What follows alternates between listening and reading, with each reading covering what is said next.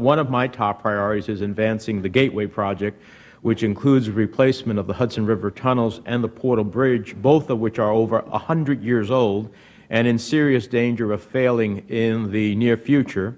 Projects like this are critical for our mobility, our economic strength, particularly in our region, our security and our safety. It is a linchpin, this particular project, of the entire Northeast Corridor region, which supports 20% of the United States GDP. That's $3.5 trillion of our domestic economy.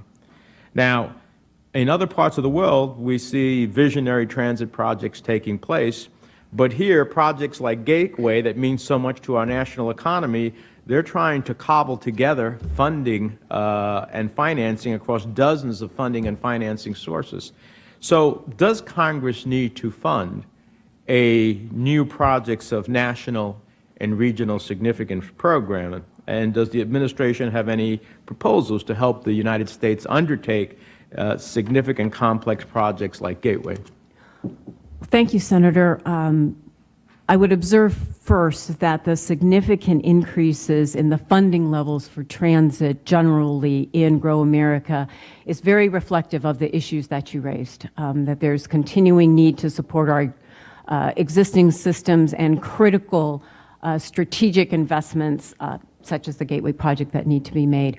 One thing that Grow America does is include significant increases in funding programs for rail, passenger rail, new programs in that regard that could certainly meet the eligibility needs of that program. We're also supporting increases in Tiger, in our TIFIA and RIF programs and the like.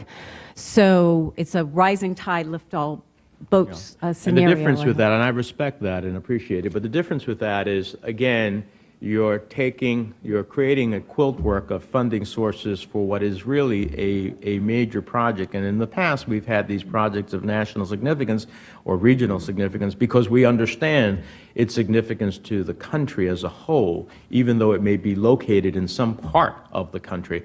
And so I hope we can look at that, because otherwise getting projects like that are very difficult. Let me go to your testimony, which notes concerns raised by some bus systems about the cuts to the bus and bus facilities program under MAP 21.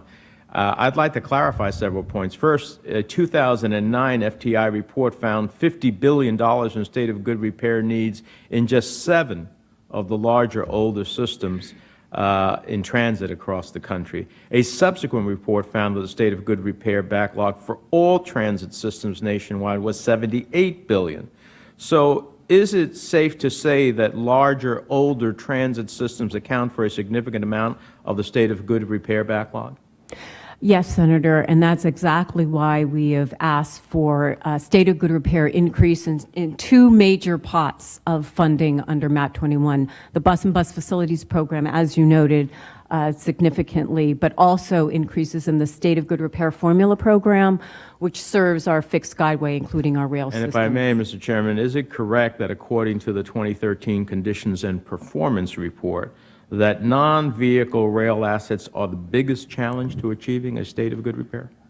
Yes, critical facilities and in our capital-intensive rail systems do make up a good portion of that. I have a lot of other questions, but I'll submit them for the record and look forward to your answers. Thank you, Mr. Chairman.